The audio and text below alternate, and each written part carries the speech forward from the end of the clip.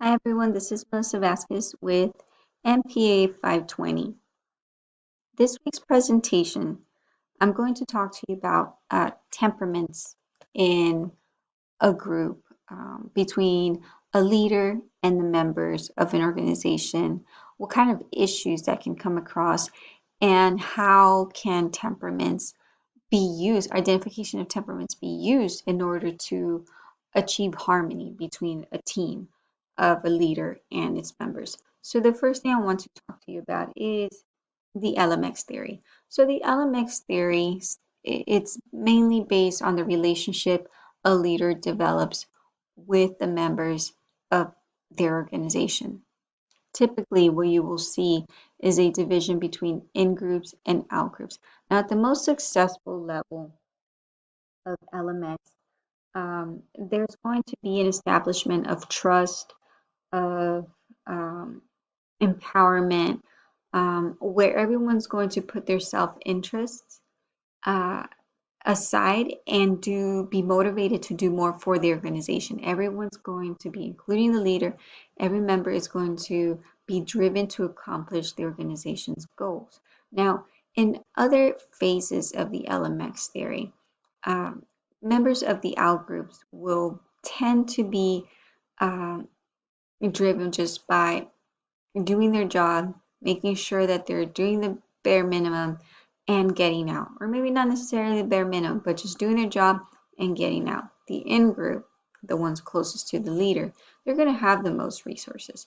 They're going to have more power when it comes to reaching out to the leader compared to the out group. Now, how this comes back around to the temperaments. So, different temperaments, different personalities, different ways of how they communicate, different different paths that they choose when they're solving a specific problem. So one of the things that Kiersey states in their book is that when it comes to words, there's going to be uh, two types, for instance, where the way they communicate, the words that they use is going to be abstract. It's going to be based on big ideas, on symbols. Then there's the SJs and SPs who are more um, down exactly to what it is that they see in front of them. That's the way they communicate. Whatever is out in front, that is exactly the words that they will use. When it comes to using tools on how they problem solve, the NF and SJs are going to use methods that are acceptable in a society or in an organization. So they're going to keep to their values and consensus when it comes to problem solving. And while the utilitarians, such as the NTs and SPs, they will be using tools that are going to be based on efficiency, on maximum efficiency, and most cost effective. So every one of them is going to have one in which they're going to share these values or these the way they communicate or the tools that they use, and then there's going to be the ones where it's just complete opposite of each other.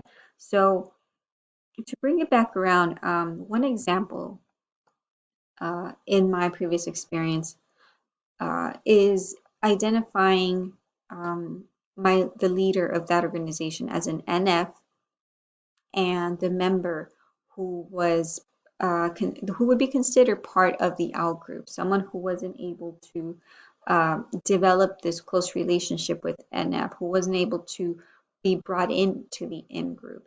And the reason why they clashed, these two individuals clashed a lot, and it was one, the leader was big on, well, what is the fullest potential out there? Whenever there was some kind of project, is what are the possibilities? There's so many things that can be done. While the SP, on the other hand, when it came to communicating, this person was very procedural, very, very sticking to to the processes, doing the completing what assignments on the the best way possible, the fastest way possible, the most thorough way possible. So these two individuals tended to clash a lot because of that. They weren't able to see eye to eye when it came to projects. They weren't able to communicate well, and they were using completely different methods of solving problems. So um, the way that this could have been addressed is by being able to use the other types of personalities that were more similar to SPs. If this leader was to successfully communicate with this SP, it would have been better to use other people who were most similar to this person so that there came a place of overlap and the job could get done. There could be a consensus could be reached and it could harmonize the individuals of this organization, this leaders organization, and that of the SP who tended to be an out group. And this is the way that I think understanding temperaments can be used, especially as a leader, in order to harmonize, more specifically when you're dealing with temperaments that are completely opposite of the leader. This concludes my presentation, and these are my references. Thank you and have a great day.